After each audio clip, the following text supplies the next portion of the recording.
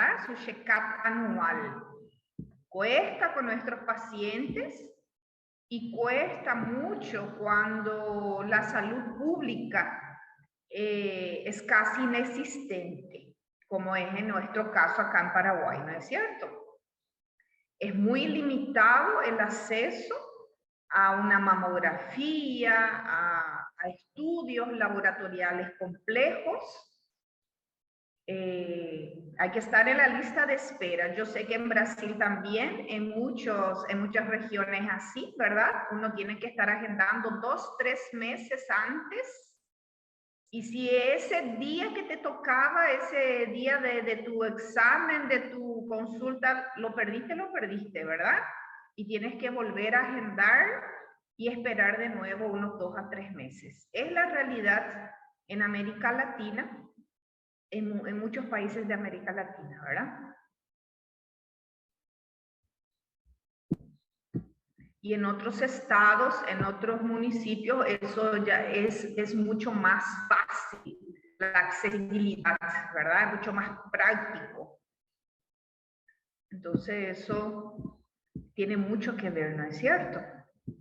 Mañana van a tener a la mastóloga, a la doctora, y van a conocer un poquito de la realidad de nuestro país en estadística de cáncer y cómo acuden las personas, cómo hacen para acudir a ese check-up anual, ¿verdad?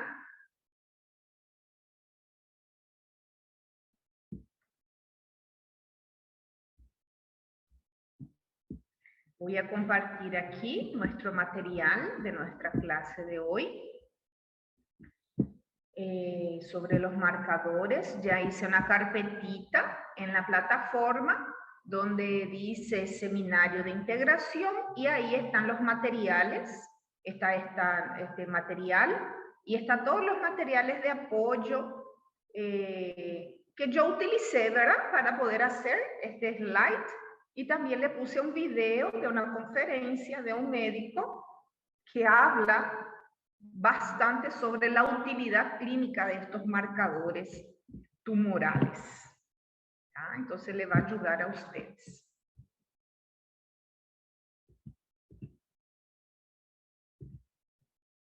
Entonces, desde la cátedra de bioquímica, me toca a mí exponer sobre la parte laboratorial, sobre estos marcadores, y esta clase es para conocer qué son esos marcadores tumorales, llamados de marcadores tumorales, ¿verdad? ¿Qué son ellos químicamente, bioquímicamente? ¿Qué son? ¿Dónde están? ¿Cómo se dosa? ¿Cuál es la utilidad clínica de eso? Conocer un poquitito entonces sobre los marcadores que tenemos hoy, que ya hace un buen tiempo que lo usamos, ya hace alrededor de unos 50 años que aparecieron los primeros marcadores tumorales, y ellos van sumando, ¿verdad? Año tras año vamos mejorando las técnicas de dosaje y van apareciendo otros marcadores de cáncer tumorales, porque también van apareciendo otros tipos de cáncer, ¿no es cierto? De repente un cáncer que era muy raro hace 30, 40 años atrás es un tipo de cáncer más frecuente hoy en día.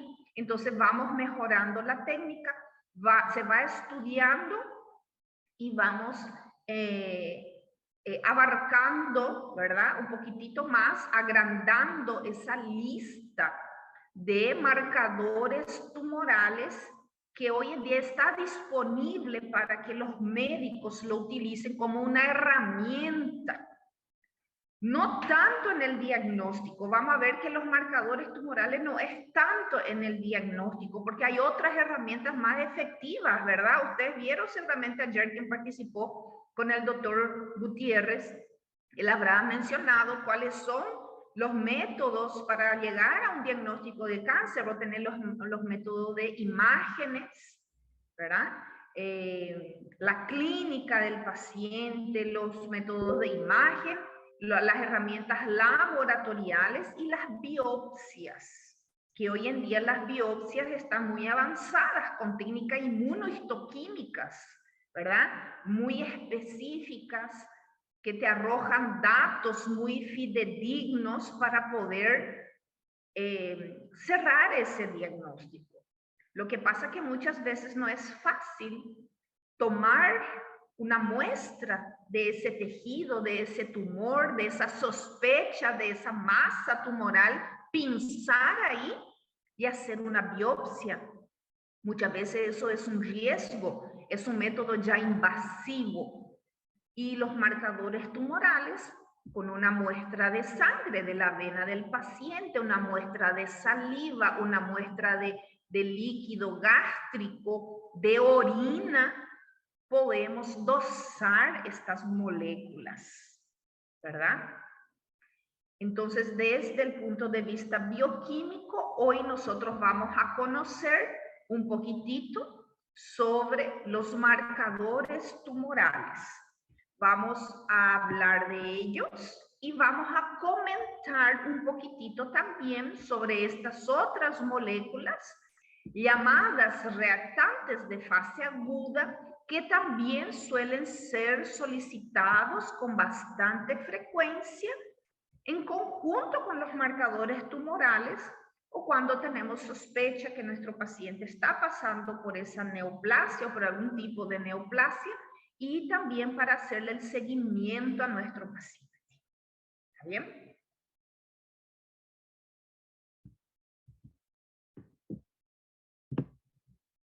¿Alguna pregunta, alguna consulta, chicos, antes de empezar? Siempre le pregunto eso, ¿verdad? Si alguien quiere consultar algo, quiere aportar algo antes de iniciar nuestra exposición, puede preguntar.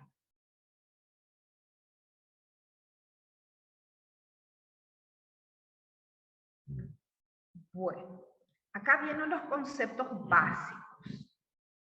Nos dice así: existen dos procesos principales implicados en el crecimiento celular, que es la proliferación, y nosotros sabemos que es una característica de esa masa tumoral, que esas células proliferan, proliferan y proliferan, por eso forma, ¿verdad?, un tumor, una masa. Y la diferenciación celular. Entonces, hay dos procesos implicados en ese crecimiento celular, que es la proliferación y la diferenciación. El cáncer es una enfermedad de crecimiento anormal. Cuando el crecimiento y desarrollo de una célula normal pierde el control, empieza entonces a surgir estas células atípicas que van a dar origen al tumor. Y a esto se le denomina tumorogénesis. Esa célula mediada, ¿verdad?, por moléculas señalizadoras, ella pierde esa capacidad de regular su proliferación. Muchas de ellas pierden totalmente su capacidad funcional. Hay ciertos tumores, ciertas células atípicas que siguen haciendo el trabajo para el cual ella está hecha, ¿verdad? Sigue segregando sustancias, sigue liberando hormonas, sigue haciendo transcripción de genes. Y hay tipos de cáncer, hay tipos de tumor, de células atípicas que pierden totalmente esa capacidad funcional. La expresión fenotípica más notable relacionada con las células cancerígenas se relaciona con la regulación del crecimiento celular. Cualquier molécula identificada con la transformación maligna, con esa proliferación, con esa pérdida de la diferenciación celular y metástasis de células tumorales, funciona como un marcador de tumor. Estas moléculas que nosotros vamos a revisar ahora, que vamos a mencionar, pueden ser fabricadas, sintetizadas por el tumor, por las células que forman ese tumor, por esas células neoplásicas, ¿verdad? O pueden ser estimuladas por ella. Puede ser que otra célula la fabrique, otro tejido la fabrique, como el hígado, por la presencia de esas células malignas. Entonces, hay dos tipos principales de marcadores: producidas por las propias células tumorales o producidas por procesos que desencadenan esas células tumorales, inducidas por esas células tumorales. Esas moléculas, que pueden ser enzimas, proteínas, antígenos, hormonas, es lo que nosotros vamos a utilizar para poder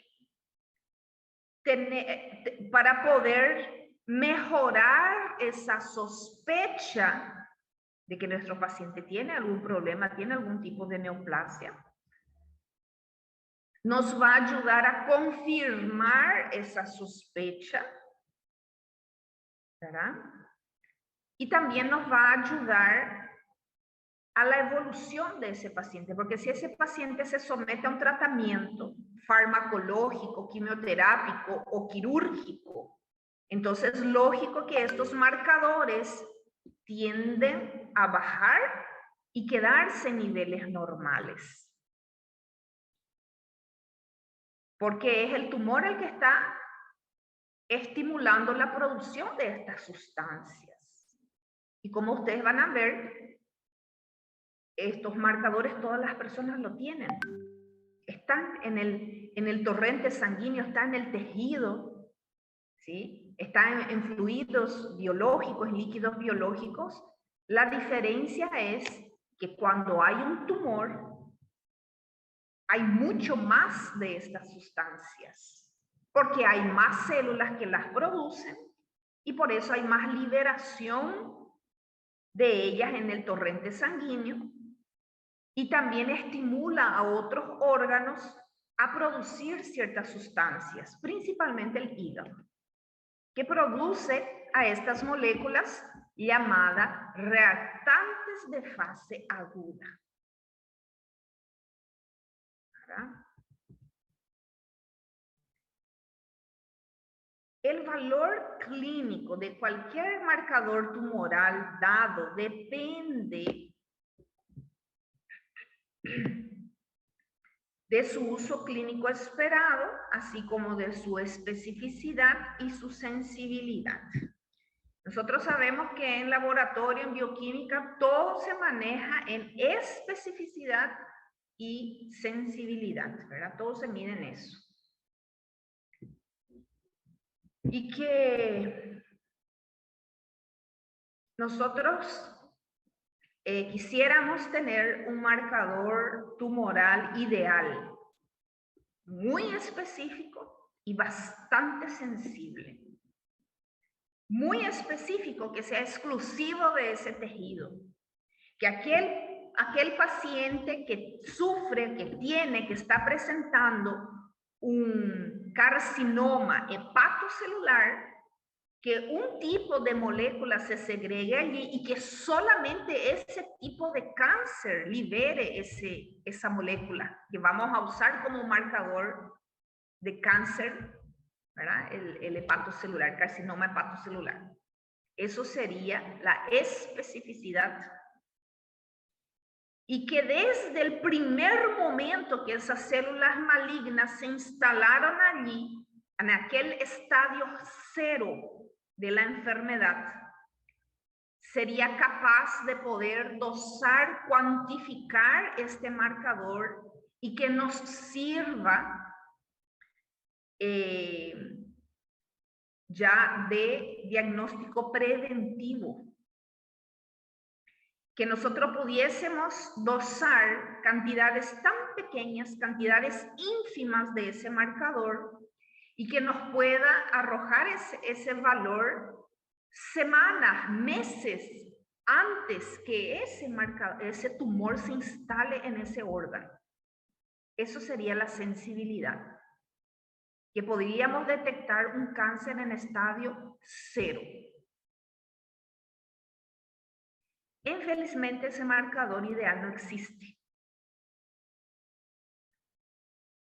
No existe un marcador que sea específico de un solo órgano y que tenga esa alta sensibilidad.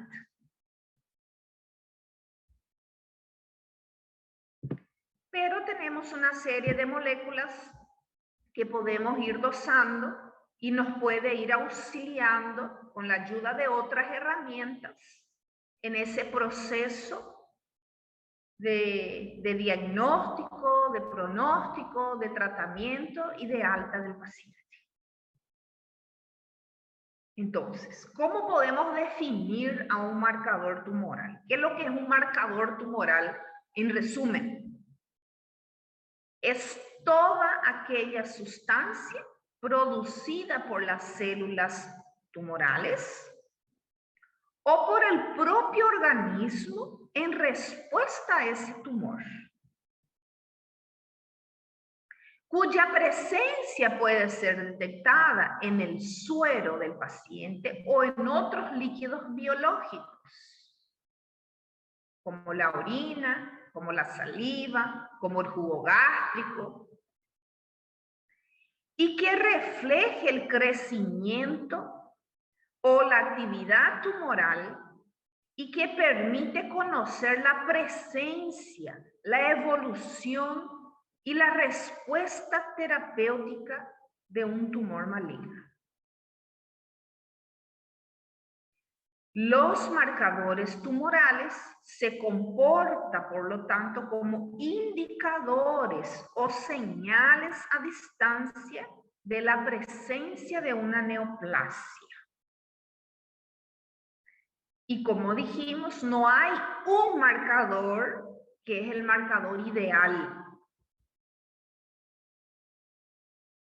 que tenga una alta especificidad y una alta sensibilidad. Por eso un médico no suele pedir un solo marcador, pide 2, 3, 4. Porque la suma de ellos te va arrojando informaciones importantes que te va a ayudar en ese proceso del diagnóstico y pronóstico.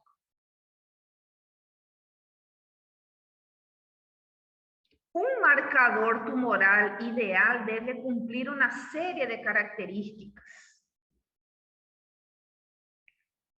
Tenemos que tener en cuenta, ¿verdad?, el costo-beneficio, porque si no tenemos en cuenta esto, entonces no va a ser algo accesible para la población en general, entonces no nos sirve a nosotros. ¿De qué me sirve lanzar ahí en el mercado un marcador tumoral que me cuesta 10 millones de guaraníes? La determinación, ¿quién va a poder pagar eso? Un porcentaje muy pequeño de la población, ínfimo. Debe ser económico y su determinación debe ser factible. Tiene que poder ser cuantificable en el suero, que es un método, ¿verdad?, de obtención rápido, fácil, no es invasivo. Debe de presentar escasas interferencias analíticas. Por eso dice acá determinación factible. Tiene, por ejemplo, si un paciente tiene ictericia, esa elevación de la bilirrubina perjudica la determinación de tal o cual marcador tumoral. Entonces ya pierde una característica importante que debería cumplir este marcador ideal. Paciente con hemólisis. Entonces mi paciente que tiene anemia hemolítica no voy a poder utilizar ese marcador tumoral porque la hemólisis, la elevación de la bilirrubina indirecta, me perjudica la determinación de esa molécula. Que se presente en un solo tejido, ¿verdad? Cuando hablamos de especificidad, que se produzca en un órgano determinado. Solamente tenemos Uno que tiene una alta especificidad es el PSA para el cáncer de próstata. Él es el que posee mayor especificidad entre todos los marcadores tumorales. Lo que hace referencia a la sensibilidad debe poder detectarse cuando la carga celular tumoral sea muy baja. Son pocos aquellos que podemos detectar una elevación, ¿verdad?, arriba de los valores límites superiores cuando ese tumor está en grado 0. Nos puede arrojar elevación meses antes de que el paciente presente cualquier manifestación clínica evidente de ese cáncer. Su concentración debe tener relación directa con la carga tumoral, ¿verdad? Cuanto más elevado, mayor es la extensión de ese tumor, y también me sirve para estagiar a ese cáncer. Son pocos los que pueden lograr hacer eso, o que nosotros utilizamos. Cuanto mayor es la determinación de ese tumor, puedo relacionar con tal o cual estadio de la enfermedad.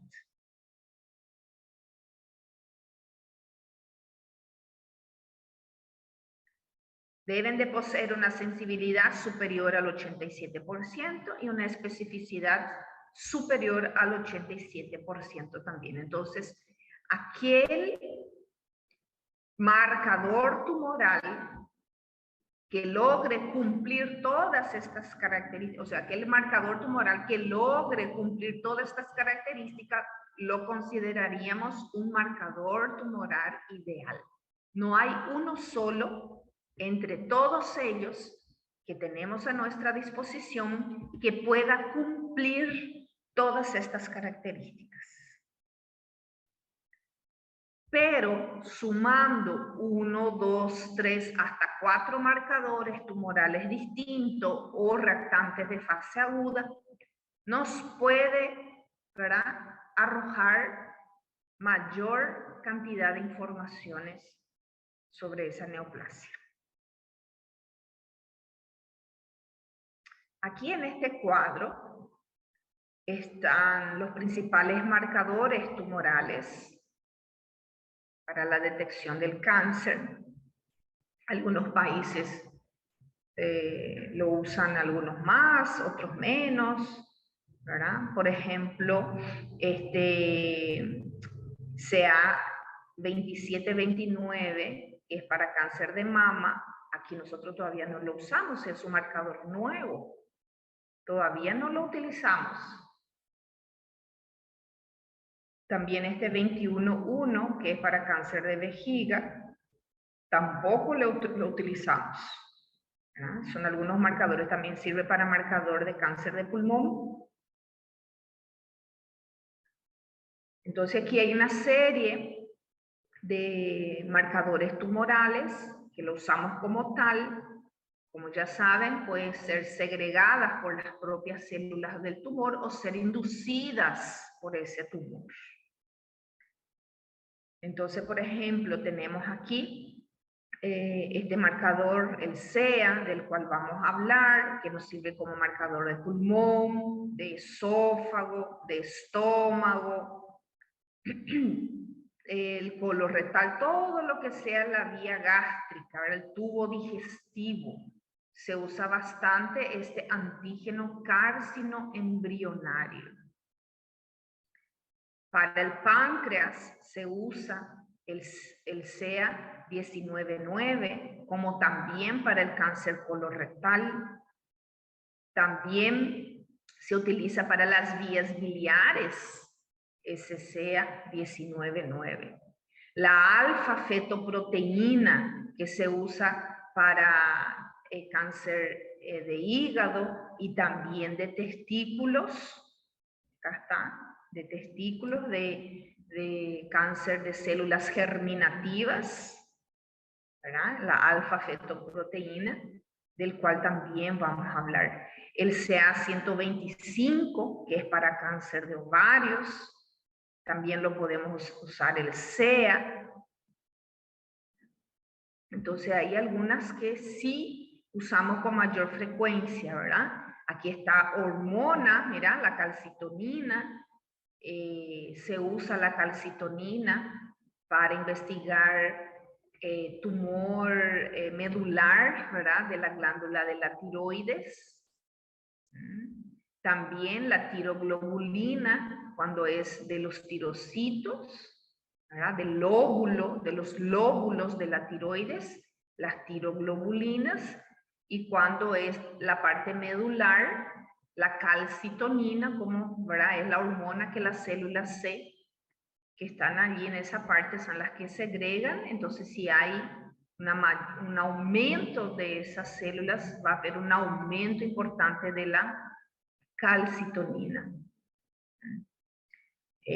Otra hormona que se usa es la hormona coriónica humana, la fracción beta, para cáncer también de testículo, para cáncer de útero, ¿verdad? De células germinativas.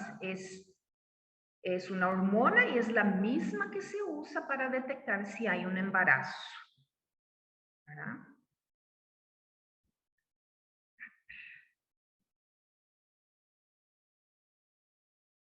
Entonces, como vemos, hay muchas moléculas que usamos como marcadores. Algunas son proteínas, como la tiroglobulina, algunas son hormonas, algunos son receptores de membrana, otros son antígenos, ¿verdad? Todo esto que es el CA, antígeno carbohidratado o antígeno de cáncer, son antígenos de membrana.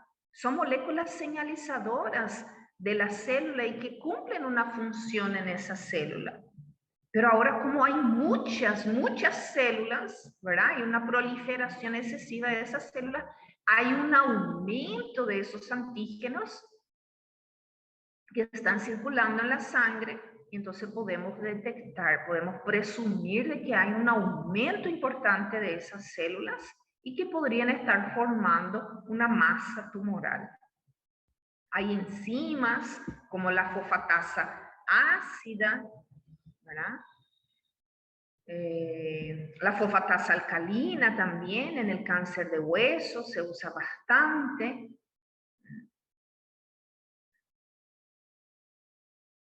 Entonces, los marcadores tumorales es toda aquella molécula que va a ser, ¿verdad?, segregada por las propias células tumorales, las propias células malignas, o van a ser inducidas por ellas. Entonces acá te vuelve a recalcar, ¿verdad? De forma ideal, los marcadores tumorales deberían ser útiles para la detección precoz de un cáncer. Y eso realmente lo tenemos en pocas de esas moléculas que vimos acá. El PSA puede ser una de ellas. Hay elevación del PSA meses antes que se pueda detectar un tumor en esa glándula. El que se usa también, el CA125 para cáncer de ovario, también puede ser detectada. Se ha visto en muchos estudios, ¿verdad?, en muchos pacientes, la elevación de este antígeno, el CA125, meses antes de la aparición del cáncer de ovario. Entonces, algunos de ellos sí podemos usar en la detección precoz del cáncer. Entonces, pueden ser utilizados como ¿cómo se llama? Un screening, ¿verdad? Un cribado de detección precoz. Entonces también aquí dice, para establecer el pronóstico, el pretratamiento, el estadiaje, tener, ¿verdad?, los valores, de tanto valor a tanto valor, esto corresponde más a un estadio 1. De tanto a tanto, esto ya corresponde a un estadio 2, 3 y 4. Sabemos que hay 4 estadios de cáncer, ¿verdad? De la enfermedad. El seguimiento post-tratamiento, la respuesta a la terapia, es aquí donde más los médicos enfocan la utilidad clínica de estos marcadores tumorales. Entonces estaban elevados los marcadores porque había un cáncer. Yo traté ese cáncer, eliminé ese cáncer, extirpé ese cáncer. Bueno, esos marcadores tumorales tienen que bajar y tienen que negativizarse, tienen que quedar dentro del rango normal esperado para una persona que no tiene cáncer. Entonces se hacen varias mediciones repetitivas cada 2 meses, cada 3 meses, cada 6 meses. Cuando yo le voy a dar de alta a mi paciente, le tengo que hacer un seguimiento de por lo menos 2 años después de haber tratado ese cáncer, después de haber extirpado ese cáncer. Por 2 años se le va a hacer las mediciones de estos marcadores de 3 a 6 meses dependiendo del caso. Entonces hay pacientes que dependiendo de su caso, dependiendo de su cáncer, dependiendo de sus antecedentes, del tratamiento que recibió, va a dosar estos marcadores 4 veces al año. Si estamos hablando de cada 3 meses, va a dosar 4 veces al año. Y hay otros pacientes que lo van a dosar 2 veces al año, cada 6 meses.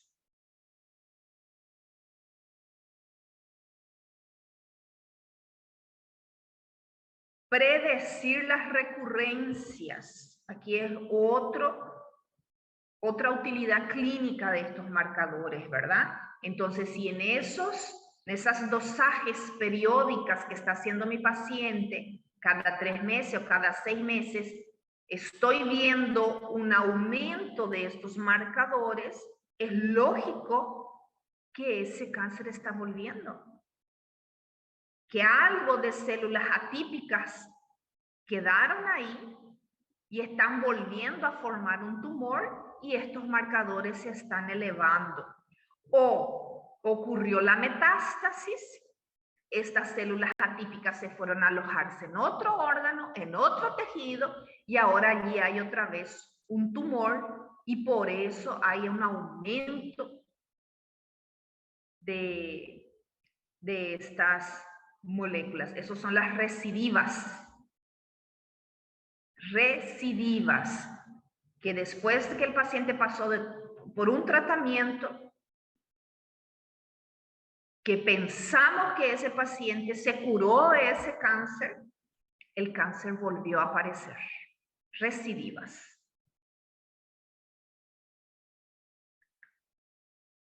Debe presentar una elevada sensibilidad, especificidad, valor predictivo positivo y ser un órgano específico y tumor específico, que es aquí donde la mayoría de estos marcadores no consiguen cumplir, ¿verdad? Hay algunos que son bastante específicos, pero otros no. Como ustedes ven, ¿verdad? El CEA, mira, él va a estar presente en el cáncer de pulmón, en el cáncer de mama, en el cáncer colorectal, en el cáncer de estómago, en el cáncer de esófago, en el cáncer de ovarios. ¿Viste? Entonces, una variedad demasiado grande de cáncer, de neoplasias, ese CEA está presente.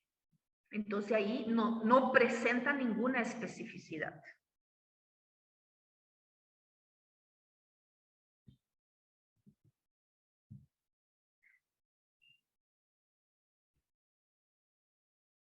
Entonces se usa mucho para el monitoreo del curso durante el tratamiento y también para la detección de las recurrencias después del tratamiento, de la extirpación quirúrgica, de la quimioterapia, de la radioterapia, del tratamiento que fue sometido a ese paciente, ¿verdad? Dependiendo de su tipo de cáncer. Entonces aquí es la mayor utilidad de estos marcadores. monitoreo durante el curso del tratamiento, está respondiendo bien, está bajando estos marcadores. Después que mi paciente culminó su tratamiento, voy a hacer un seguimiento. Frecuentemente es por 2 años, donde vamos a monitorear a través de estos marcadores para ver si hay recidivas o no, si hay recurrencias o no.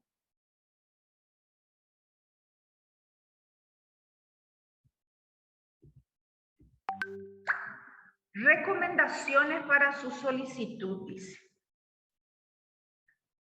Eso, ¿verdad? No pedir una sola vez, que si de repente salió unos valores un poco alterados, pensar en falsos positivos que pueda tener tu paciente con hepatopatías, no tiene cáncer, pero tiene una enfermedad hepática. Puede salir alto un CEA, una alfa-fetoproteína, sí. Un paciente con problemas en las vías biliares, ¿puede dar alterado estos marcadores? Sí. Entonces, hacer un seguimiento, hacer dosajes seriadas para ver cómo se comporta. Este marcador CA125, por ejemplo, que es de ovarios, ¿verdad? Y también esta es la beta, la HCG, ellas pueden alterarse en pacientes con endometriosis. El paciente no tiene cáncer, tiene una endometriosis. Inclusive se puede elevar cuando la paciente está menstruando.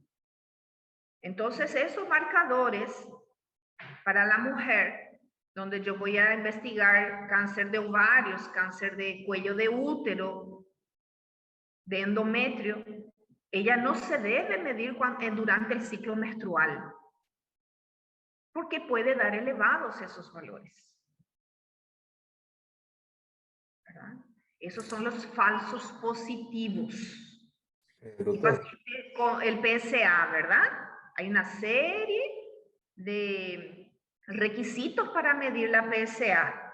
El paciente no pudo andar de bicicleta 48 horas antes, no pudo andar a caballo 48 horas antes, no pudo hacerse el test del toque rectal 5 días antes.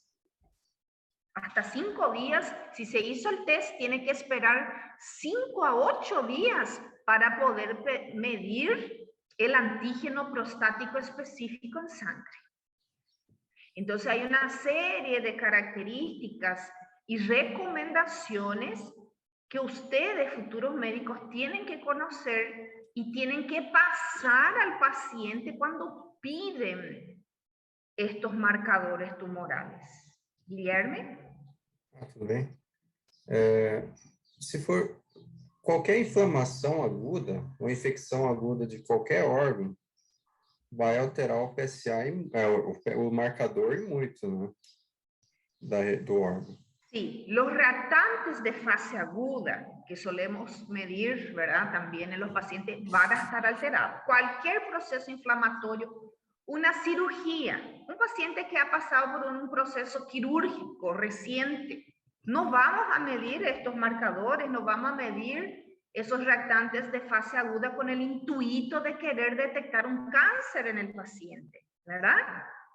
Cualquier proceso inflamatorio puede conllevar el aumento de essas moléculas. Eu já vi conhecido assim, tipo, do PSA. PSA tá lá 20 e pouco, que é um número extremo, né? Sim, já é um valor que amerita biópsia, por exemplo. Mas assim, daí, claro, a pessoa é assustada pelos outros, né? Acha que está com câncer gravíssimo e no final é uma prostatite. Uma prostatite benigna. Uhum.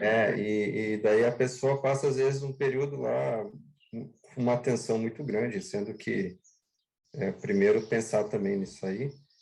E às vezes eu acho que do outro lado também, se a pessoa está com a imunidade comprometida, ela pode estar com, vamos supor, um câncer de próstata e o PSA2. También, Mas, porque no então, es, ¿no? No tiene una alta sensibilidad. Como vos decís, no todos los pacientes con PSA, con cáncer, tienen elevación del PSA. Es un poco más de la mitad nomás. é porque eu já conheci algumas pessoas aí que se assustaram por causa desses marcadores, porque daí o pessoal, a primeira coisa que pensa é câncer, né? E não é fácil receber uma notícia de câncer, né? No es fácil, exactamente. E era só uma inflamação, uma infecção. Una inflamación. En el caso de la próstata, una prostatitis. Gracias. Entonces, justamente esto menciona acá, ¿verdad? Solicitud de pruebas en serie. Si me salió alto ese marcador, yo voy a volver a repetir, voy a hablar con mi paciente. ¿Qué pasó? ¿Está con una inflamación? ¿Estaba pasando por un proceso infeccioso? ¿Qué pasó? Vamos a encontrar, ¿verdad? Y vamos a buscar los falsos positivos. Porque hay situaciones totalmente benignas que pueden cursar con resultados elevados. Entonces, me cabe a mí, ¿verdad? No, aclarar todo eso, seguir investigando y no asustarle al paciente con un solo laudo, con un solo resultado, ¿verdad? Otra cosa que hay que tener en cuenta. Hay varios métodos hoy en día para medir estas moléculas. Hay métodos que ya están un poco ultrapasados, pero que aún siguen ahí en los laboratorios de barrio, de pueblito, ¿no? Y hay otros que son muy avanzados. Yo tengo que pedir siempre con la misma metodología. Eso va para todo. Si yo de 3 meses atrás evalué un perfil de la tiroides de mi paciente, un TSH, un T3 libre, un T4 libre, por una metodología, vamos a mencionar una, ELFA. Eso fue 3 meses atrás y hoy me viene con otro laudo, un laudo nuevo. Tiene que ser la misma metodología. No me sirve a mí otro método, la quimioluminiscencia o ELISA o RIA, otro. No, tiene que ser el mismo método para mejor interpretación, para no haber inconsistencia en los resultados, valores de referencia, unidades de medida, para que no haya ningún interferente aquí y no quede dudas. Lo ideal es siempre medir con la misma metodología. Acá dice uso del mismo equipo, pero es metodología. ¿Ah? Dice aquí, pacientes llegan a recibir tratamiento inadecuado debido a resultados de laboratorio inconsistentes. Ahí está lo que dijo Guillermo. De repente, ¿verdad? Ya pensó que era un cáncer, porque así es, porque en las guías prácticas te dice que un PSA mayor de 10 es altamente sugestivo a un cáncer de próstata y que amerita una biopsia. Imagínate, él tenía 20, es el doble del parámetro de lo que te dicen las guías. ¿Verdad? Porque el valor de referencia es inferior a 4. Y en pacientes jóvenes con un PSA total de 2,5 nanogramos ml, ya podés solicitar otras pruebas con un grado alto de sospecha de cáncer de próstata. Por eso están las otras herramientas de diagnóstico, ¿verdad? Pero yo voy a seguir investigando antes de dar ese laudo fatal a mi paciente de decirle que él está con cáncer.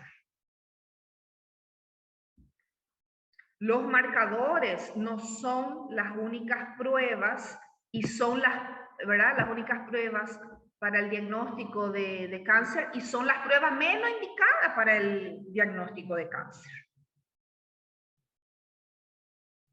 Entonces todo eso tenemos que tener en cuenta. Tenemos que tener en cuenta la vida media del marcador tumoral, como todo nuestro cuerpo, ¿verdad? Toda sustancia, molécula, enzima, proteína, todo tiene una vida media. Y eso lleva tiempo en aclararse, ¿verdad? Si yo estoy iniciando el tratamiento, le hice una cirugía ahí a mi paciente, no es que voy a esperar 1 o 2 semanas y ya voy a pedir el marcador. Todos ellos tienen una vida media, más o menos de 2 semanas. No tienen vida media corta de 1 o 2 días, 24 horas, 48 horas. Son moléculas que están varios días en la circulación y necesita de la intervención hepática y renal para que eso se pueda aclarar del cuerpo. Y si tu paciente tiene un problema hepático o tiene problema renal, tenemos que saber que ellos van a tener elevación de esos marcadores por más tiempo.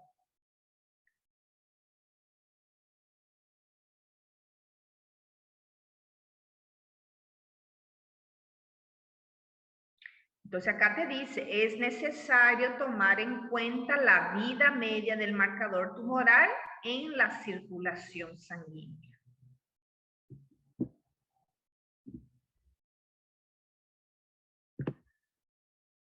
Tras el diagnóstico de cáncer, se abre un nuevo periodo en el que es necesario obtener la máxima información posible para poder establecer el pronóstico, fijar el tipo de tratamiento adecuado, controlar la evolución clínica y evaluar la eficacia de ese tratamiento. Y es precisamente en estas etapas donde estos marcadores tumorales tienen una indudable utilidad. Por eso siempre hay mucha discusión en la utilidad de estos marcadores en el diagnóstico, ¿verdad? Ellos aquí en estas etapas post-diagnóstico es donde presentan mayor utilidad. Su correcta interpretación ayuda al clínico a la toma de decisiones terapéuticas. Sobre todo ante las posibles recidivas, ¿verdad? Recurrencias de ese cáncer. Aquí hay una pregunta de Camila, dice, ¿un PSA de 8 ya es diagnóstico? No, Camila. No vamos a tomar solo el PSA, ¿verdad? Como estamos hablando aquí. Se necesita otras pruebas complementarias como de imagen para poder hacer un diagnóstico de cáncer.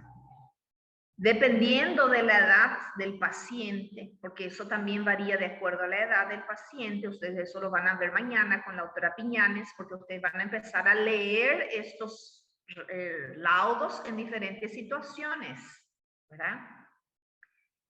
Es sugestivo de que algo está mal ahí y que debemos tomar medidas, como por ejemplo pedir otro examen de imagen o solicitar una biopsia, ¿verdad? O hacer el otro test. Entonces, no con un valor de eso ya vamos a decir que el paciente tiene cáncer. Investigar los falsos positivos, las prostatitis benignas, la inflamación nomás de la próstata, inclusive un proceso infeccioso que también puede ocurrir ahí en la próstata. ¿Sí?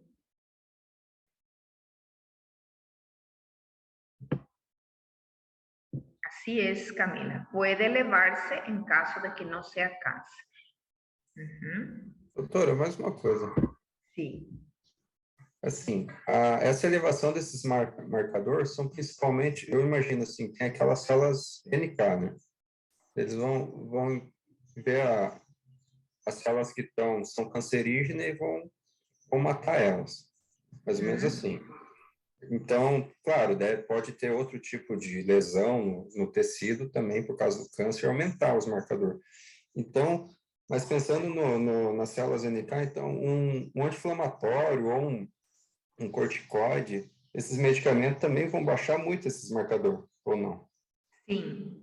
baja bastante. Nuestro cortisol, por ejemplo, Então, se a né? pessoa usa meio crônica um uso Os de fármaco, corticoides. então esses marcadores já não são muito confiáveis também. Sí, ya pierden Mas a su clínica ali. funcionalidad. Graças. Así mismo. Por eso,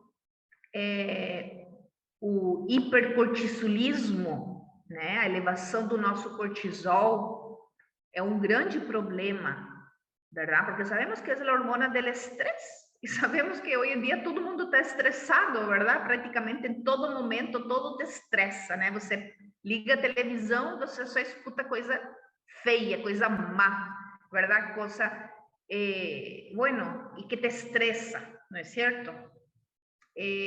Yo a veces suelo prender la tele y Dios mío, ahí toda la tarde, acá en Paraguay por lo menos toda la tarde é novela, mas no Brasil é o Datena, não sei o que, Cidade Alerta, não sei o que, meu Deus, solo cosa fea. Eu digo, essa gente que mira isso, né, tá estressada, não sei. Entonces, ¿qué pasa en tu inmunidad? Está todo por el piso. ¿Verdad? Esas células, las natural killers, que fueron activadas por las citoquinas, por las interleucinas, ellas tienen que ir a comer, ¿verdad? Eso todo ahí en el hígado, ¿verdad? Nuestros macrófagos activados por esas interleucinas tienen que matar esas células. Pero eso ahora está todo inmunosuprimido. Todo inmunosuprimido por una propia hormona que se encarga de hacer eso, el cortisol.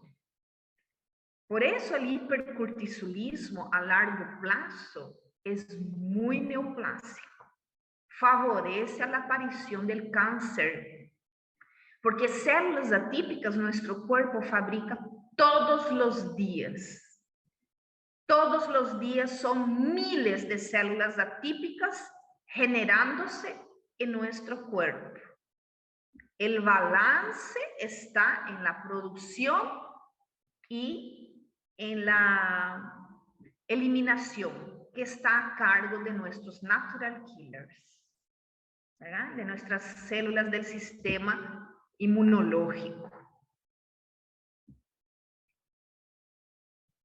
Así es. Y acá Mara, por lo menos novela, pasa toda la tarde, las novelas mexicanas, las novelas, o sea que, ¿verdad? Porque vos prender otro canal y Dios mío, ¿verdad? Vos pensás, Dios mío, ¿qué es lo que pasa con la humanidad? Y eso te va generando un estrés, ¿verdad? Y si no es eso, te muestra cosas del gobierno, ¿verdad? Y esto y aquello, ¿verdad? Entonces, estamos estresados todo el tiempo. Y eso es lo que podría explicar por qué el cáncer ha aumentado tanto en los últimos años, ¿verdad? Sumando ese estrés, sumando la comida chatarra que nos ofrecen y que comemos todos los días, ¿verdad? Porque es lo que tenemos en nuestras góndolas, sumando a la contaminación de todo eso, de nuestra comida, de nuestro medio ambiente. ¿Cómo nuestro cuerpo se va a poder defender, ganar esa pelea todos los días? Porque todos los días tiene que ganar. Porque si no gana todos los días, entonces esas células atípicas ganan y aparece el cáncer.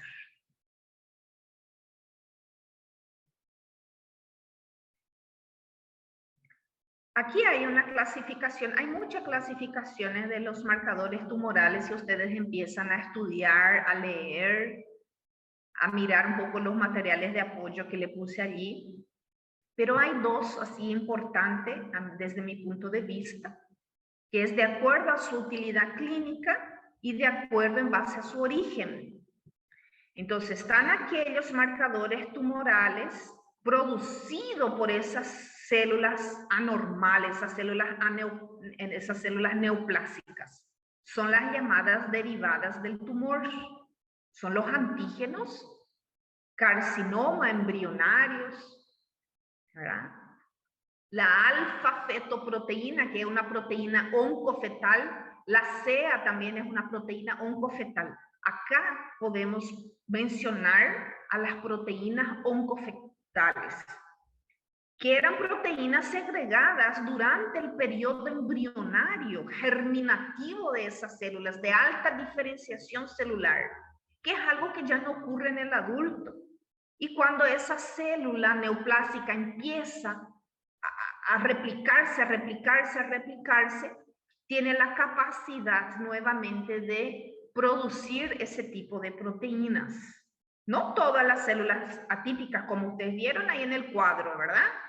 No todos los tumores podíamos utilizar la alfa-fetoproteína o la CEA. Estaban las de testículos, las de ovario, la de cuello de útero, que son las células germinativas, están ahí presentes, ¿no es cierto? De hígado también. Y están estas que son producidas, inducidas por la presencia del tumor, son las asociadas al tumor. Entonces, ahí podemos mencionar a las hormonas, a las enzimas y otros tipos de proteínas, ¿verdad? También dice marcadores tumorales de muy elevada especificidad y sensibilidad.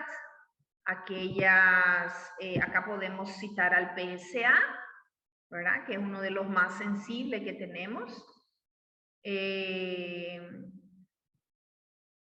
El CA 125 también tiene una alta especificidad y sensibilidad. Algunos son de sensibilidad y especificidad variable y aquellos son de muy baja especificidad. Doutora, sobre aquele exame, o PET scan, a gente pode usar ele como marcador tumoral? Isso que a senhora nos Sí, diz? sí, él es un examen que podemos utilizar para investigar cáncer de nuestros pacientes, ¿verdad? Él no es un marcador tumoral, pero sí es un estudio de imagen, ¿verdad? Que te arrojan imagen muy acabadas, muy minucioso, ¿verdad? De prácticamente toda parte de nuestro cuerpo, de todos nuestros órganos vitales, tejidos, pero no es recomendable usar como preventivo, porque el PET scan es muy agresivo, él causa daño, es un método invasivo ya. Por más que uno le tenga que cortar, pinchar, qué sé yo, al paciente. Es una carga de, no sé, ¿verdad? De una radiación, no sé cómo explicar, que agride a las células del paciente. ¿tá? Entonces, no es un método que nosotros vamos a poder utilizar preventivo. Vamos a ver en el check-up anual de nuestro paciente como usamos como una mamografía, por ejemplo, ¿verdad? O una ecografía de la tiroides, que podemos usar una vez al año, porque la carga que recibe estas células es baja, pero un PET scan es bastante agresivo para las células del cuerpo. Es una herramienta importante cuando tenemos alta sospecha de que hay un cáncer, de que hay una neoplasia y queremos saber dónde. Y queremos saber la extensión de ese cáncer. Sim, Ahí es muy útil, ¿no? Entonces ya hicimos, por ejemplo, estos marcadores tumorales, ya salió muy elevado, ya pedimos ahí otros perfiles bioquímicos, ya pedimos esos reactantes de fase aguda, ya pedimos una ecografía, una radiografía y todo salió alterado, ¿verdad? Y hay que saber que también es un estudio caro y que no está a disposición de la población en general. sim, muito caro. Muy caro.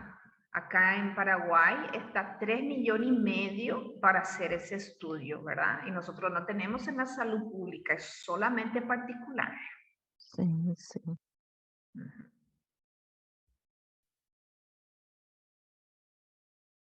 Acá Acá hay otra pregunta, me dice Kathleen, doctora, en caso de cáncer de colo de útero, ¿verdad?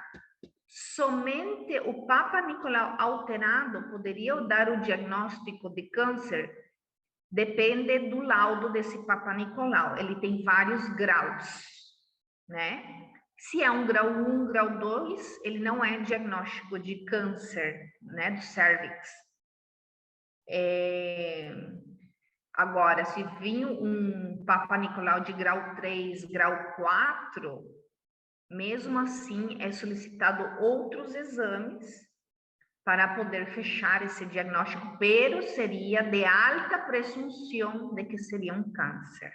¿Sí? É muito sugestivo, com alto grado de sensibilidade e especificidade, maior a 80%, que vocês viram ali, 87%, de que haverá um câncer ali.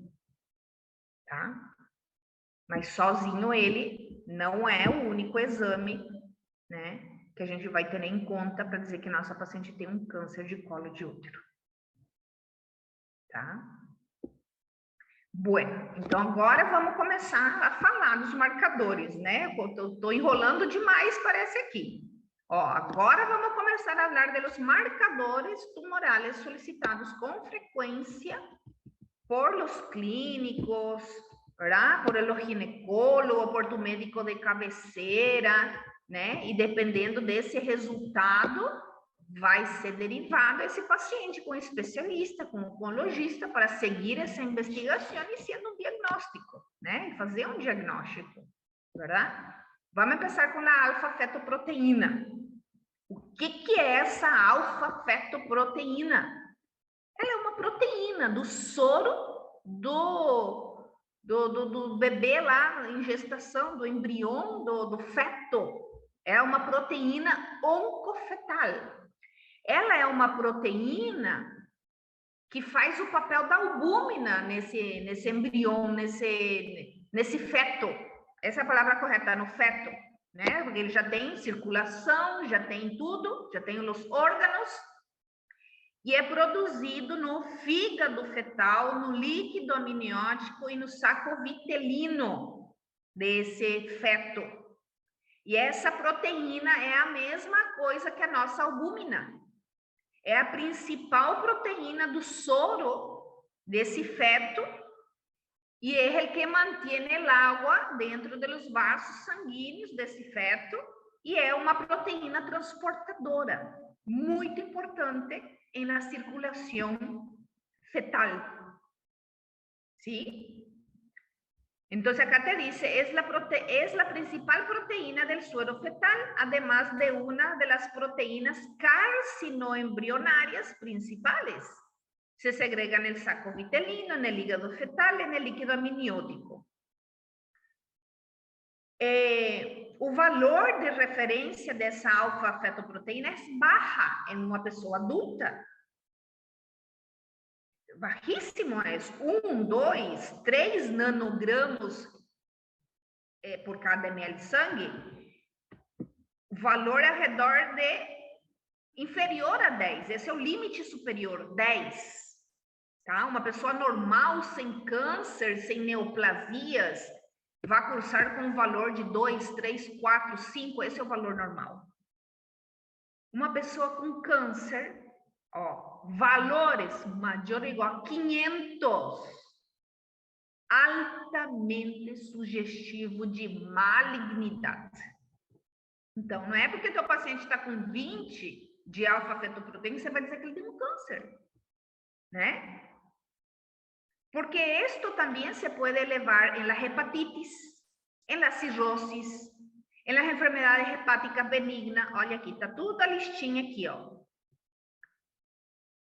Podemos tener esos falsos positivos, pero también podemos encontrar alfa-fetoproteína en el cáncer de pulmón, de estómago, de páncreas y de riñones.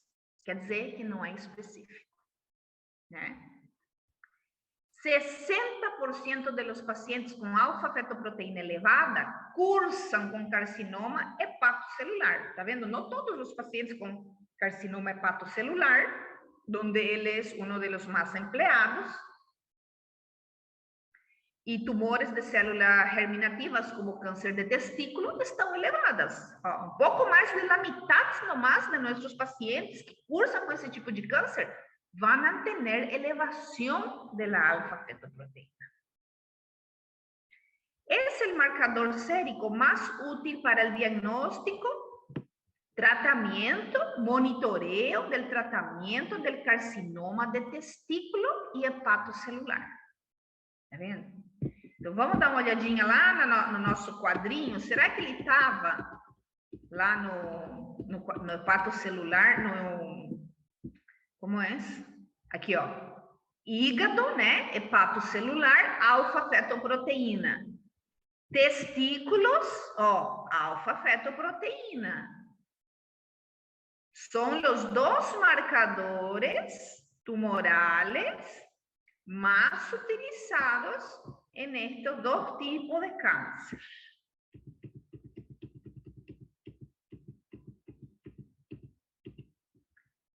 E tener em conta que se eleva durante o embaraço, tá vendo? Uma mulher grávida pode ter elevação de alfa-fetoproteína, mas lógico que não vai estar em valor de 500, né? Vai estar aí 20, 30, 35, 15, 12.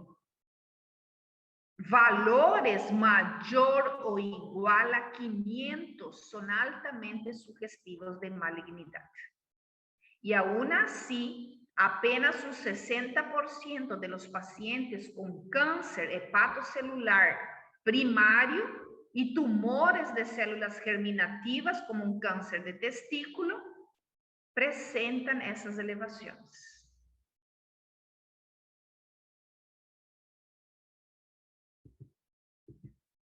Su límite superior normal es de 10 en los adultos sanos. Los recién nacidos y lactantes tenemos que saber que van a tener un valor más elevado y las embarazadas también. Alrededor de los 8 meses de edad, o después que nació o neném, o valor da alfa-fetoproteína é como de um adulto, né? Essa proteína oncofetal vai sendo substituída por la albúmina e depois a albúmina é a principal proteína plasmática desse recém-nascido já com 8 meses.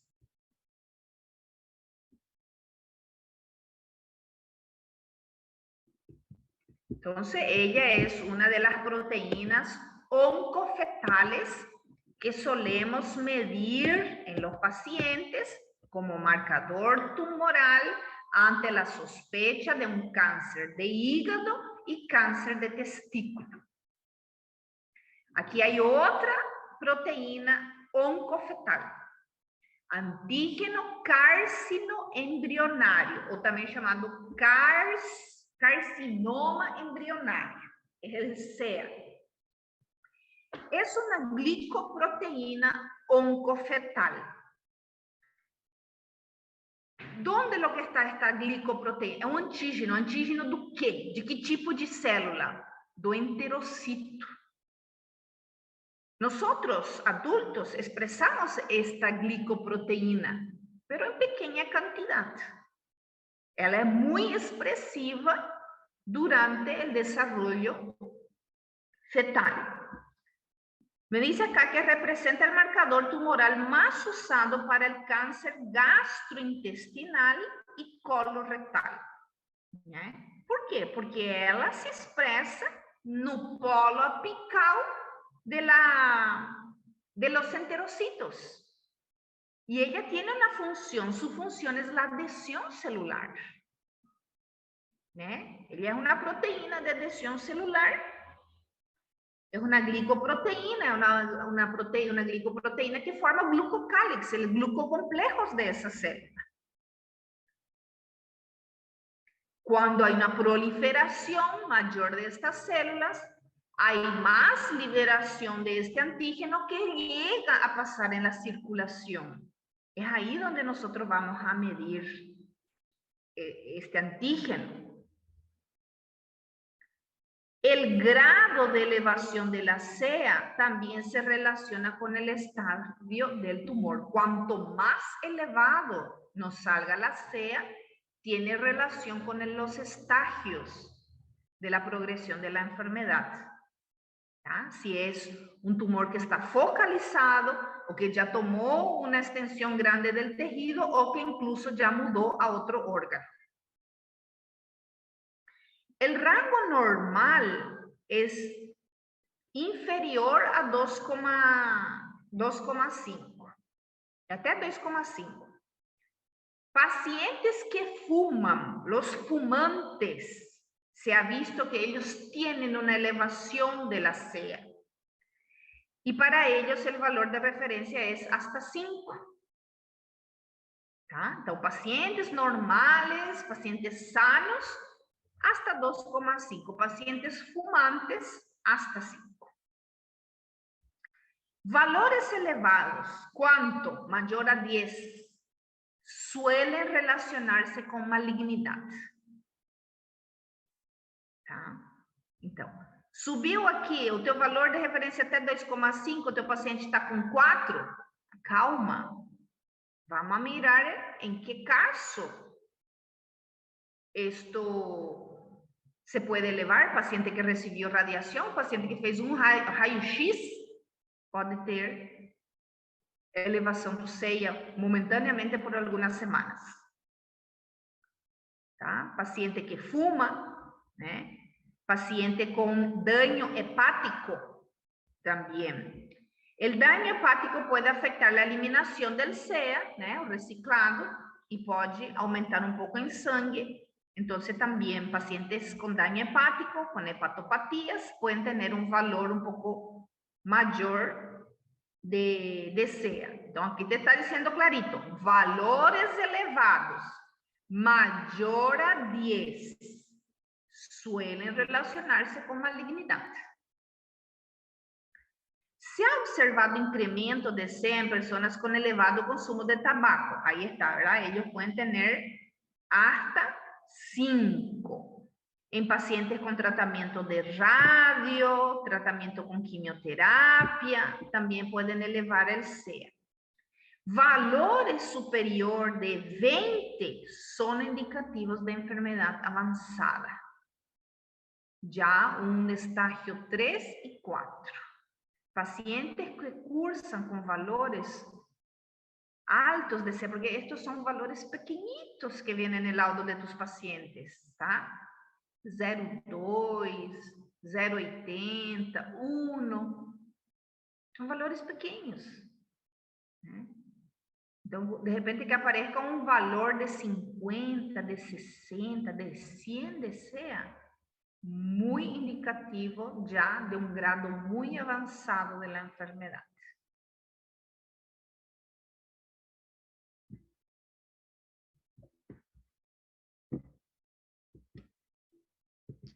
Profe, Sí. sí, sí, ahí está el antígeno. ¿Puede volver a otro slide? Sí. El CEA. Si ese antígeno carcinoma embrionario está elevado con paciente con quimioterapia, entonces no es para... Monitoreo. Son monitoreo. No es para monitoreo, porque durante que mi paciente Sí. está haciendo la quimio, yo no voy a poder dosar la CEA para obtener una información fidedigna, porque va a estar elevada, ¿verdad? Ah, sí, es porque me confundió, porque sí está con quimioterapia, porque ya tiene diagnóstico. ¿Oh? Claro. Entonces, acá me dice que se eleva la CEA durante la radioterapia y la quimioterapia. Entonces, no es una opción válida dosar el CEA como monitoreo durante el tratamiento del paciente. Yo tengo que esperar algunas semanas después de haber terminado las terapias para poder dosar este marcador tumoral. A eso se refiere. Ok, gracias. Sí. Luego tenemos el antígeno de cáncer 125, el CA125, que es muy usado para carcinomas ováricos. Él se relaciona con una glicoproteína también. También es una molécula señalizadora de las células, que es muy parecida a la mucina, de elevado peso molecular y que se expresa en el epitelio celómico durante el desarrollo embrionario y también en las células del carcinoma ovárico humano. Entonces, esas células del carcinoma ovárico humano expresan este antígeno, esta glicoproteína. Y eso, ¿verdad? Esas células se van dañando, se van renovando, las células la van comiendo y eso se va liberando en el plasma sanguíneo donde nosotros vamos a dosar. Se ha observado, ¿verdad? Varios estudios se han hecho y se ha observado que un CA125 sérico elevado en más de 80% de los pacientes con carcinoma ovárico. Entonces, todas aquellas pacientitas que cursaban con carcinoma ovárico, se ha encontrado que 80% de ellas cursaban con elevación de un CA125. Y tiene una especificidad mayor del 90%, que es muy buena, excelente. Mira, 92% de especificidad para el cáncer de ovario cuando está en el estadio 3. Y 94% de especificidad cuando está en el estadio 4.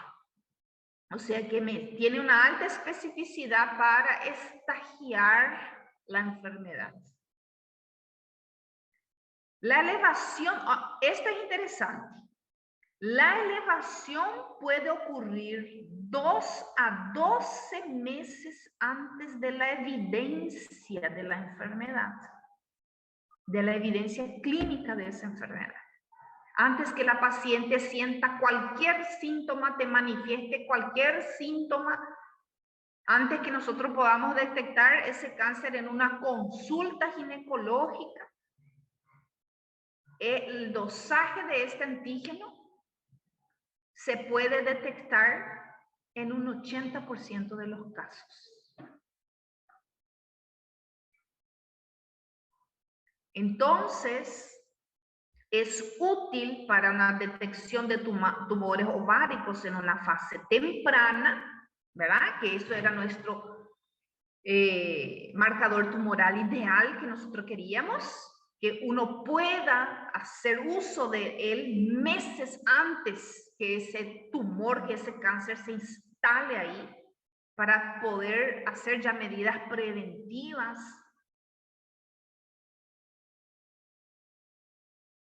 También para el monitoreo de tratamiento, sobre todo aquellos que no conlleven procedimiento quirúrgico. Entonces, nuestra paciente hizo algún tratamiento farmacológico, quimioterapia, radioterapia, cualquier otro procedimiento que no fue quirúrgico, ¿verdad? Que no hubo necesidad de extraer, de sacarle los ovarios.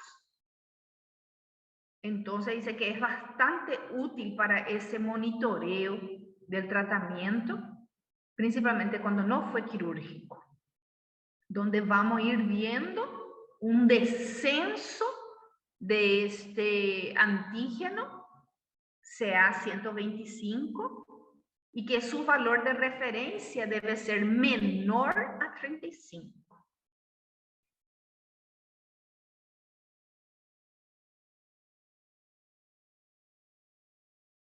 Entonces, CA125, carcinomas ováricos.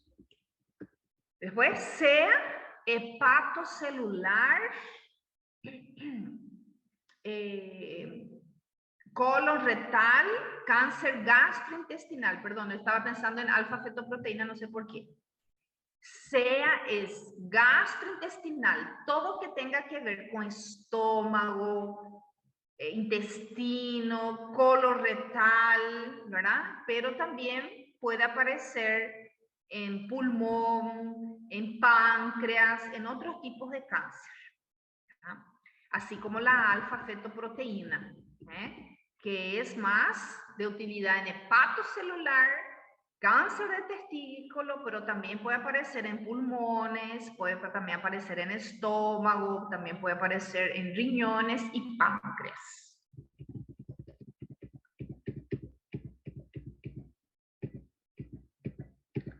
El antígeno de cáncer CA15-3 es una glicoproteína de peso molecular elevado expresado por las células epiteliales glandulares.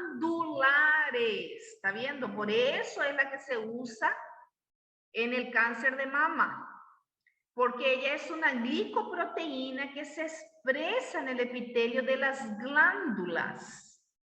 Es el más específico y sensible marcador tumoral utilizado en el cáncer de mama. Su dosaje elevado tiene relación también con los diferentes estadios de la paciente, igual que el 125. Se observan valores séricos elevados, cuando es mayor a 25, por ejemplo, en un 70-80% de los pacientes con cáncer de mama. Es bien parecido al antígeno 125, ¿verdad? Que es para cáncer de ovarios. Sin embargo, dice, los niveles también llegan a elevarse cuando hay una hepatitis crónica, cuando hay cirrosis hepática, sarcoidosis, tuberculosis, cáncer también de ovario, colo de útero, cáncer de pulmones, linfomas y inclusive en los pacientes con lupus eritematoso sistémico, que es una enfermedad autoinmune muy inflamatoria, puede cursar con un CA15-3 elevado. Así que atención, cuidado con estos falsos positivos. La mayor utilidad es para el diagnóstico precoz de las recidivas. El paciente recibió tratamiento, hizo cirugía o no, vamos a controlar si no aparece otra vez. Recuerden que ese cáncer, que es el cáncer que más afecta a las mujeres, él es muy metastásico, demasiado quiere hacer metástasis. Entonces, tenemos que tener herramientas precoz para poder evaluar si este cáncer no regresa, las recidivas. Y puede, mira, aparecer elevación de este antígeno hasta 13 meses antes de la manifestación clínica. Hasta 13 meses antes que yo logre palpar de repente ese quiste en la glándula de la mama, ya podemos tener una elevación de estos marcadores tumorales representativos. Se recomienda su monitoreo cada 3 a 6 meses, por lo menos por 2 años después de haber culminado el tratamiento, porque es muy útil en el diagnóstico precoz de las recidivas.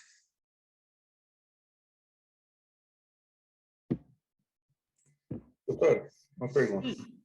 Sabe dizer se tipo, o câncer de mama ele é muito metastásico por causa dos linfáticos, porque tem muito linfático, né? Exato. É assim isso que faz ele espalhar tão fácil? O de pulmão também? Sí.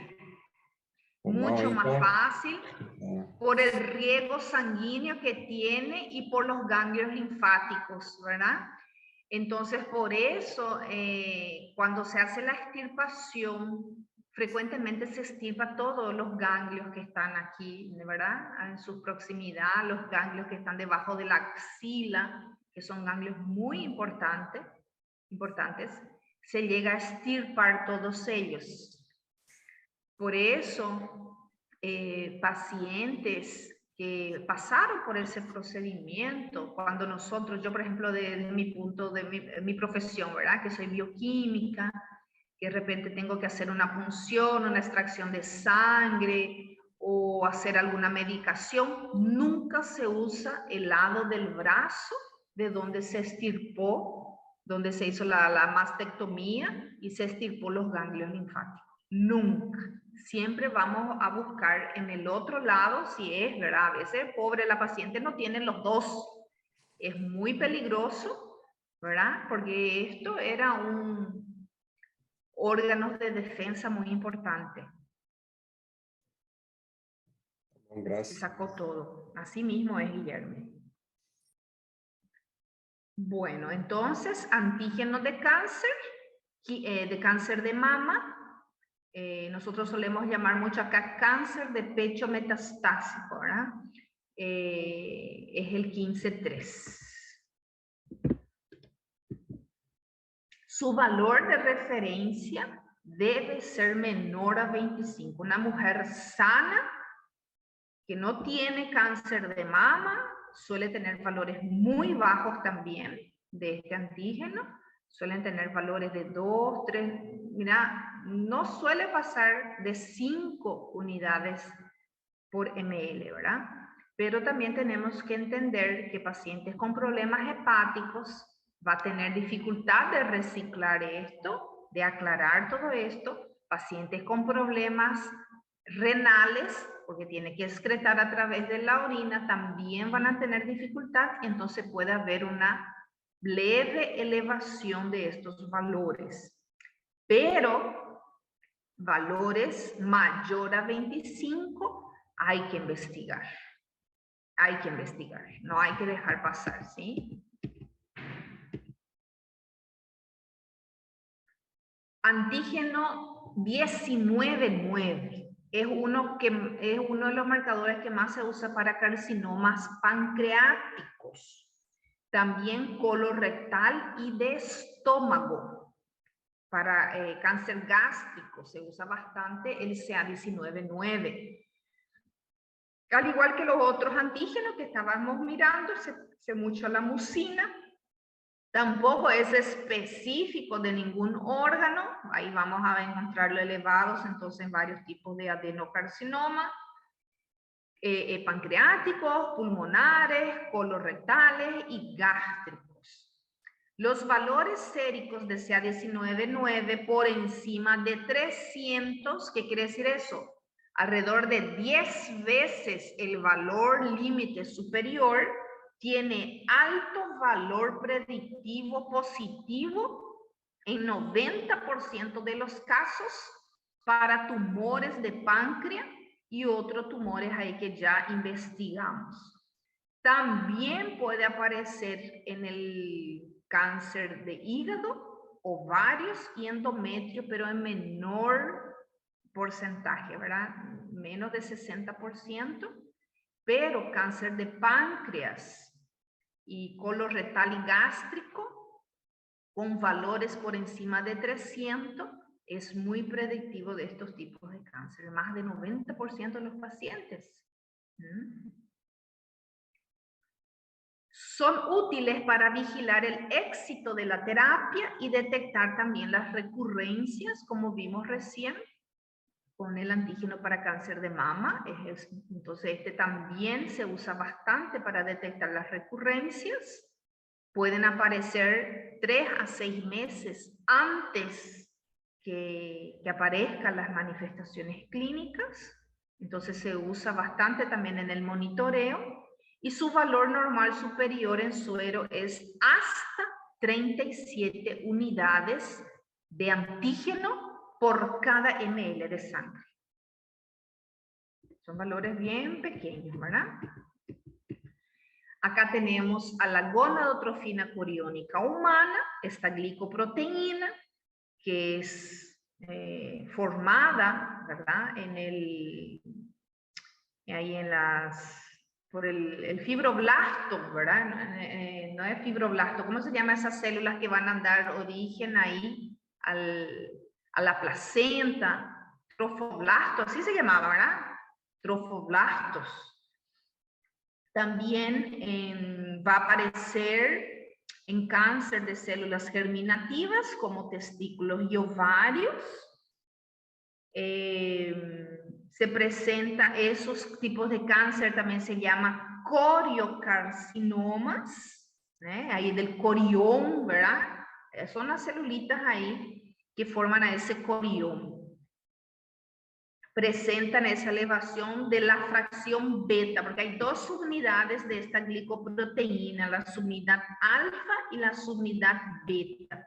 Y en estos casos malignos, y lo que nosotros solemos detectar por su vida media y estabilidad que tiene en el plasma sanguíneo, es la fracción beta. Pero hay que tener en cuenta que esto también se puede elevar en la cirrosis hepática, no es algo maligno, ¿verdad? Enfermedad intestinal, cuidar con los pacientitos que tienen inflamación intestinal, y también en los embarazos patológicos, aquel embarazo molar, aquel embarazo ectópico, también va a elevar la beta-HCG y el propio embarazo, ¿verdad? El propio embarazo va a cursar con la beta-HCG elevada en las primeras semanas. Miren acá, este normal superior en una persona que no está embarazada, ¿verdad? Es máximo 5 microunidades por ml.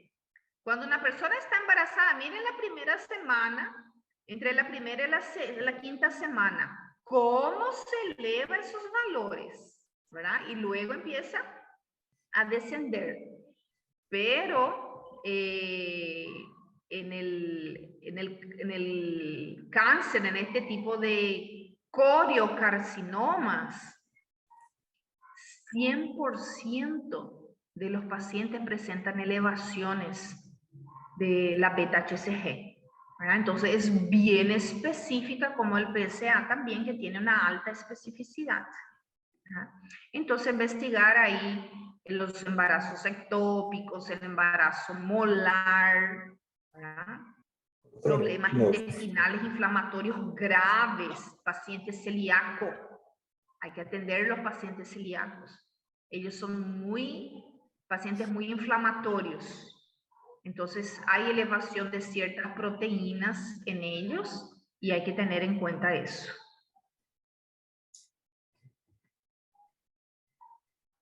Doutora? Sim. Eu acho que era esse marcador, uma vez que um irmão meu estava com dúvida que se a esposa dele, minha cunhada, estava grávida, ele aumenta na gravidez, sabe?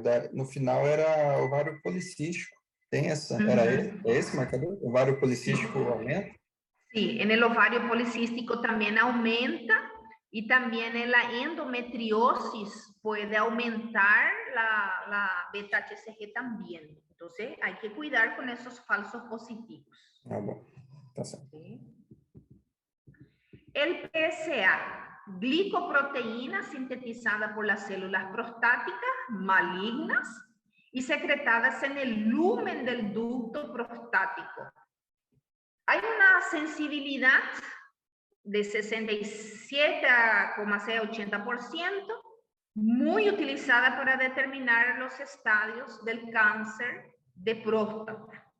Es la prueba más sensible para la detección precoz del cáncer de próstata, porque puede aparecer meses antes de que se manifieste cualquier, ¿verdad?, manifestación clínica de cáncer, cualquier síntoma, y debe complementarse con la palpación de la próstata transrectal. Se recomienda su determinación anual como cribaje a todos los pacientes con mayor de 50 años. También presenta valores elevados en las prostatitis, en las hiperplasias benignas de próstata, que esto baja con medicación, ¿sí? También en caso de infarto prostático, cualquier tipo de manipulación de la próstata,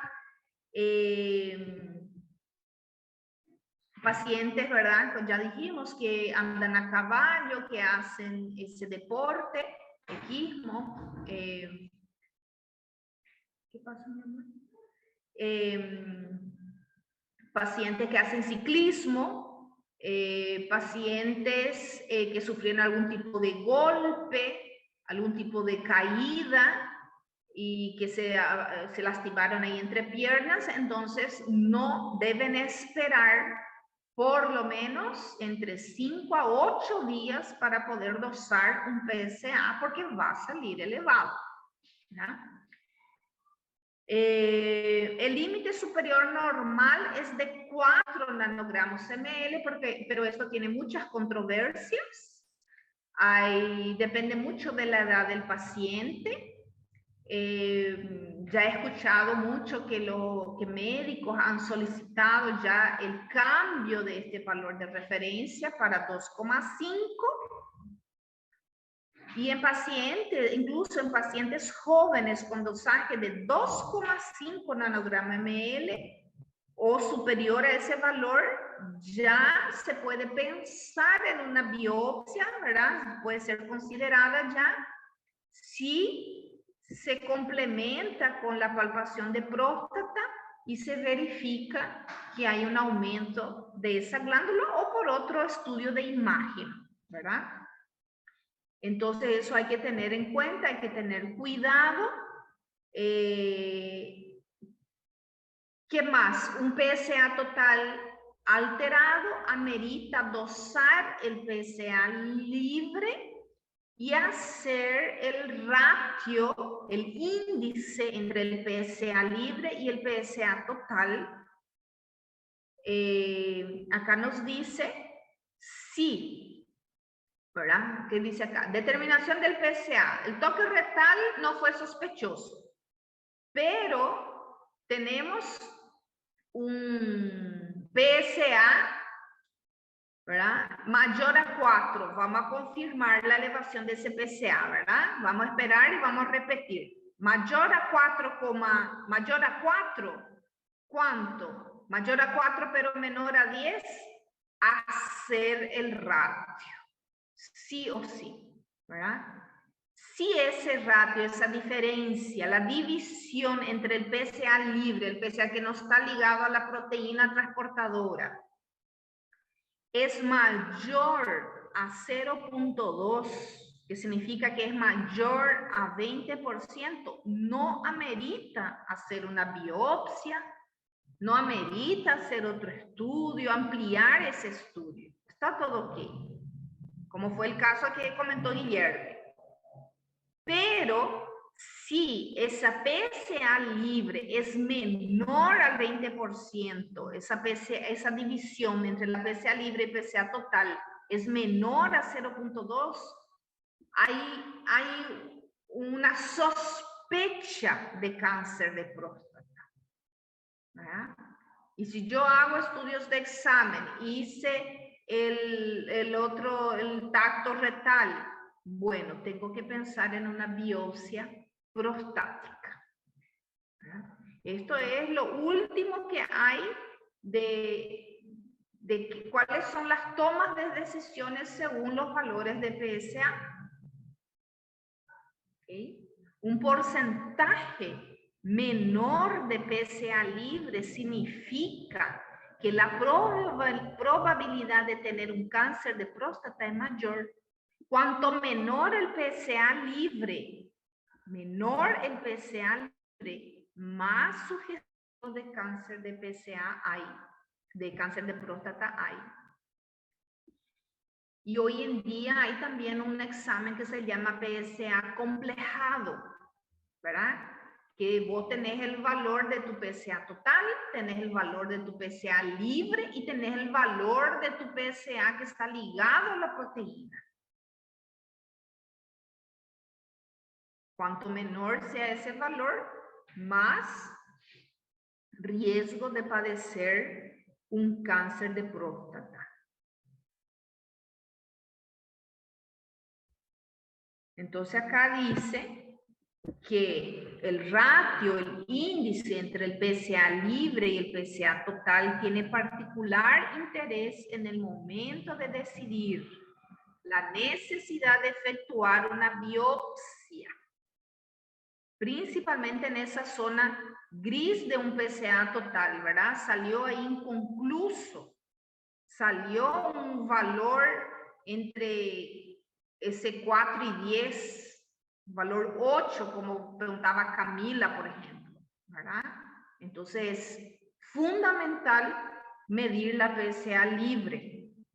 Un ratio superior a 0,2, indicativo de ausencia de carcinoma prostático. Pero un valor inferior a esto, hay que seguir evaluando y pensar en una biopsia prostática. Hay que ver muchas cosas, ¿verdad? Hay que ver antecedentes, hay que ver edad del paciente, sintomatología, todo eso. Hay que evaluar bastante. Pero no hay que tardar en la toma de decisiones.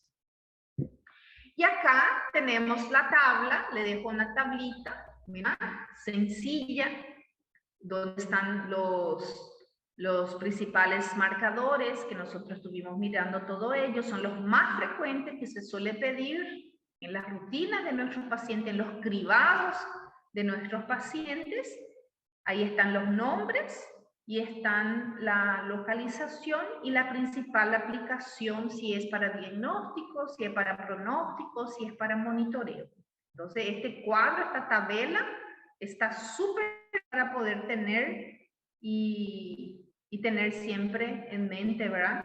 Estos principales marcadores que usamos en la rutina de nuestros pacientes.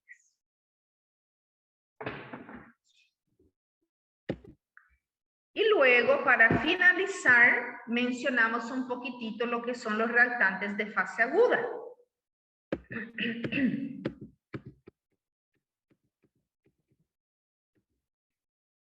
Acá dice, los procesos inflamatorios tienen una repercusión... acá. Los reactantes de fase aguda son productos sintetizados principalmente en el hígado, porque casi todos ellos son proteínas. Son péptidos, polipéptidos o proteínas.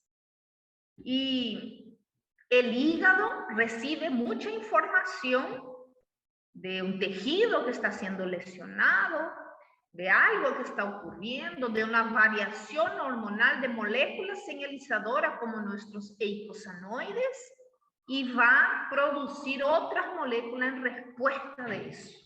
Esos son los reactantes de fase aguda. Puede ser producida por un tejido que está siendo lesionado, que está siendo injuriado, ¿verdad?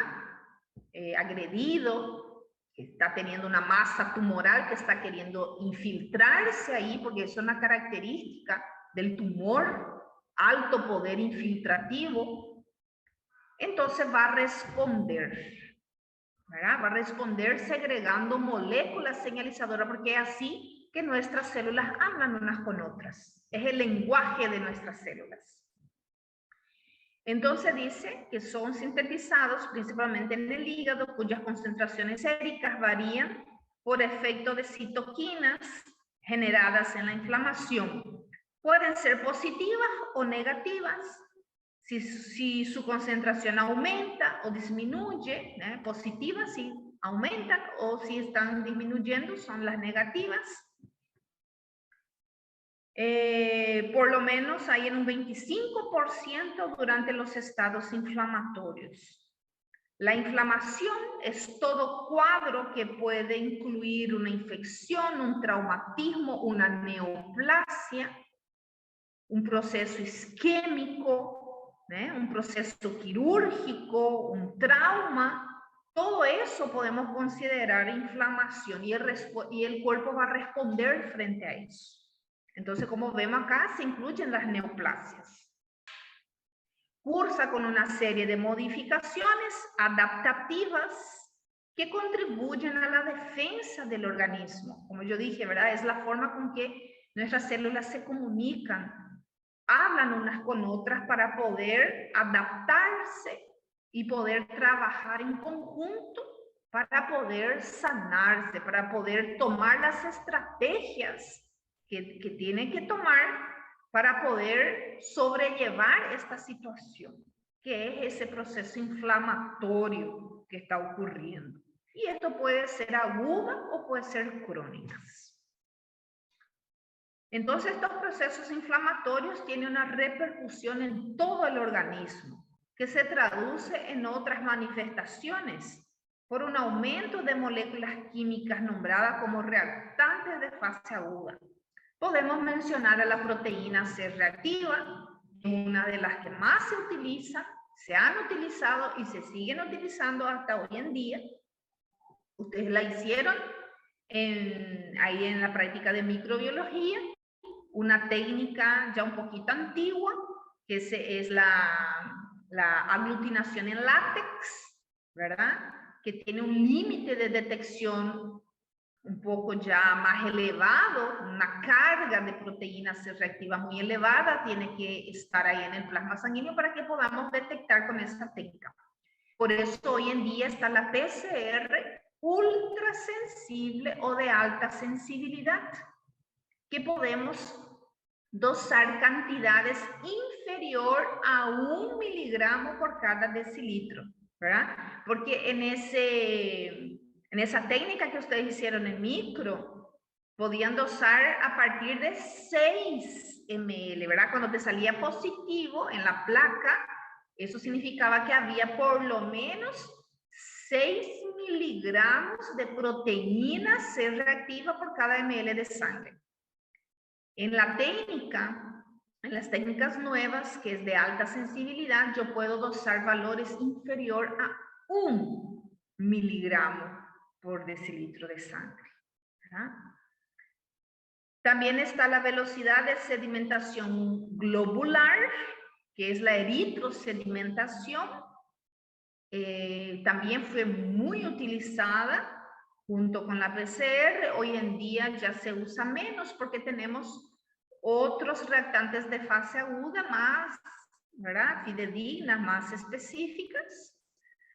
Están las citoquinas, están las interleucinas, sobre todo la interleucina 6, los factores de necrosis tumorales, principalmente el alfa, el interferón gamma, está la ferritina, están los complementos, el C3 y el C4, que son los principales reactantes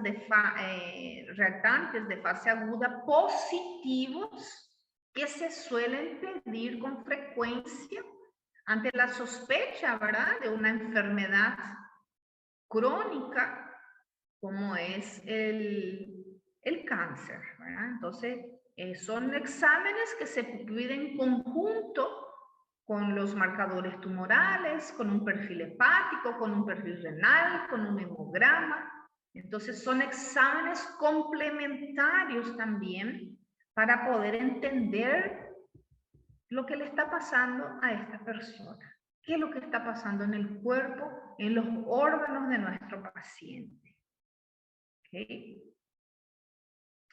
Entonces sabemos que este proceso inflamatorio es un proceso finamente regulado y que estas moléculas van a estar presentes para poder regular todo esto, ¿verdad?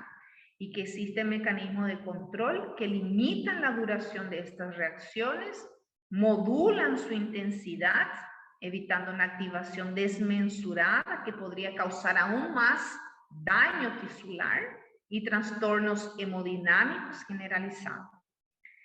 Así que estos reactantes de fase aguda desempeñan una función importante en el control de la inflamación con una amplia gama de respuestas patofisiológicas como la pirexia, la leucocitosis, las alteraciones hormonales, la producción de icosanoides, entre tantas otras respuestas que podemos encontrar durante este proceso de regulación de la inflamación, sea aguda o sea crónica.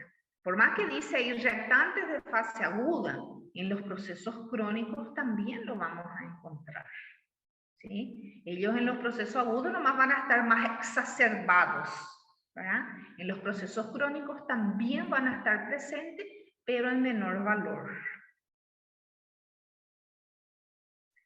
Entonces, lo que les quería mencionar es que estos son los ejemplos de estas moléculas que nosotros pedimos a nuestros pacientes con frecuencia cuando algo anda mal, ¿verdad? No son específicas, ninguna de ellas te va a decir dónde está el problema. Ah, el problema es hepático. Ah, el problema en el hueso. Ah, el problema es allá, un adenocarcinoma en la hipófisis. No, ninguno de ellos te va a decir eso. Son exámenes complementarios para saber la gravedad de lo que está ocurriendo en el cuerpo de nuestro paciente y también son útiles en el monitoreo, en el seguimiento. De acuerdo al paciente va respondiendo al tratamiento, va mejorando, todos estos reactantes de fase aguda tienden a normalizarse.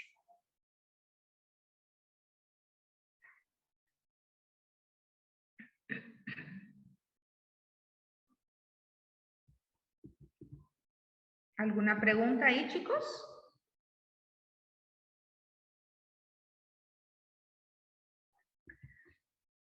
Entonces, yo le dejé a ustedes dos materiales importantes. Hay más, ¿verdad? Pero hay dos materiales bien importantes que son marcadores tumorales y la utilidad de los reactantes de fase aguda. Y este libro de química que ustedes ya tienen, que yo le puse allí en la carpeta anterior, el martes pasado, de química clínica, Bischoff, que también habla un poquitito sobre los antígenos y habla un poquitito sobre la determinación de ellos, ¿verdad? Las metodologías empleadas para medir estos antígenos, estas proteínas oncofetales. No es tanto el enfoque de ustedes, ¿verdad? Porque usted más es clínica, más es utilidad, en qué momento voy a pedir, por qué voy a pedir, ¿verdad? No cómo se va a hacer el estudio. Pero es importante tener ese conocimiento también, chicos, ¿verdad? Como siempre les digo, ustedes tienen que conocer todo.